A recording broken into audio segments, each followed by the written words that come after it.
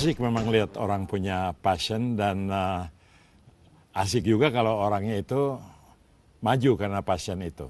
Jadi saya mau tanya, ini memang menyenangkan pasti ya, nulis blog terus diperhatikan, dipakai.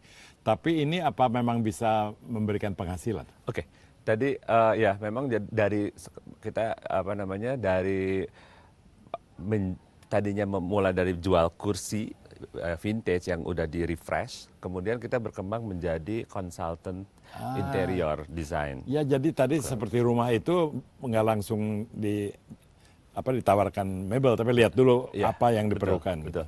Jadi memang sekarang ini kita dari rumah, kemudian apartemen, kemudian kantor, dan sekarang misalnya sedang mengerjakan proyek golf club untuk decoration satu club house-nya itu. Jadi dan itu tidak semuanya vintage, bahkan sama sekali tidak ada vintage yang dari barang dari saya. Gitu. Oh gitu. Oke. Jadi konsepnya. Terus apa ini satu sektor yang sedang tumbuh atau hanya Pak Lutfi sendirian aja gitu yang usaha di sini? Oke, sebenarnya kalau vintage itu udah, kalau misalnya kita di Google ya, di search gitu, itu kalau kita vintage itu banyak sekali, blog banyak sekali mengenai Maksudnya vintage. di Indonesia pun? Di Indonesia, ya banyak. Tetapi bahwa ini menjadi kenapa sampai begitu? Karena itu gejala global. Saya lihat global movement karena ini lebih ramah lingkungan, gitu. Kemudian orang cenderung sekarang punya gaya, misalnya dalam interior itu gaya yang lebih punya karakter, lebih personal. Nah, biasanya barang-barang vintage itu memberikan personality atau karakter yang kuat terhadap interior. Jadi tidak lagi misalnya pasaran, tidak seperti showroom gitu. Karena itu barang-barang pribadi yang dia beli di pasar luak ini, pasar luak itu, seperti itu. Jadi dan karena ramah lingkungan itu menjadi satu movement yang populer di Eropa, di Amerika segala macam. Betul juga ramah lingkungan, sebab kita kalau banyak pakai vintage nggak akan terlalu banyak harus membabat habis hutan, akan mencegah deforestasi dan global warming. Jadi betul. Sangat itu ya, seperti recycling gitu ya. Terus Anda tuh punya katalognya, atau kalau orang ingin lihat vintage furniture tapi males mengarungi jalan macet gitu, ada cara yang untuk melihatnya? Ya, ada di blog, ada shop, ada online shopnya di situ, dan masih sangat sederhana, tapi cukup efektif. Online shop jadi termasuk sampai pada mesan gitu? Iya, betul.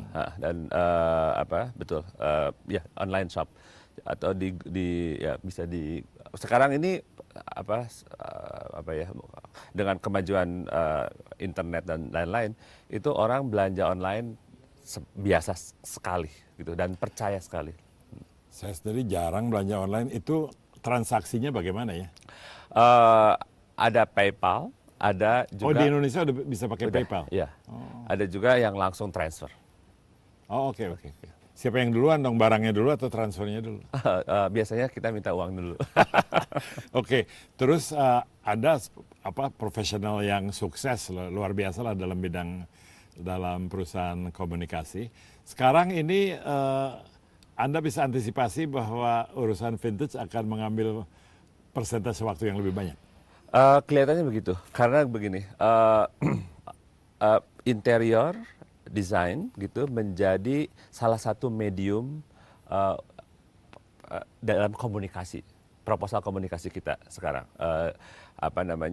Misalnya kalau dulu mungkin sebuah toko, sebuah brand retail gitu mengundang kita sebagai agency advertising, itu mengharapkan hanya misalnya proposal medianya seperti apa dan lain-lain gitu, tapi mereka sekarang mengundang kita bagaimana mengubah image toko ini secara keseluruhan, termasuk bagaimana showroomnya gitu. Jadi ini memang menjadi semacam extension dari bisnis yang sudah ada, yaitu komunikasi. Sekarang mengenai usaha perusahaan Anda sendiri, Jakarta Vintage, katanya banyak di Indonesia seperti itu ya.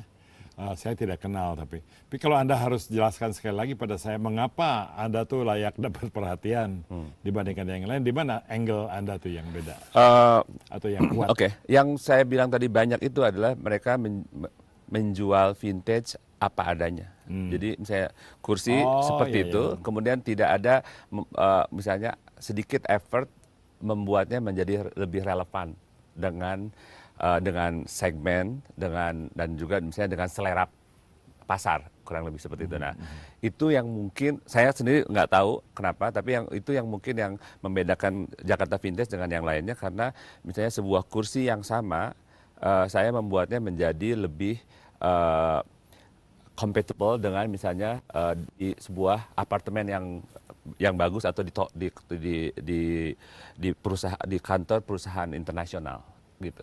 Dan sebelumnya mungkin tidak ada tempat untuk vintage yang apa adanya. Tadi Pak Lutfi menyebut istilah populasi ya. Saya mau tanya, tapi udah dikasih tanda break ya. Kita break dulu, setelah ini kita kembali pada Lutfi Hasan.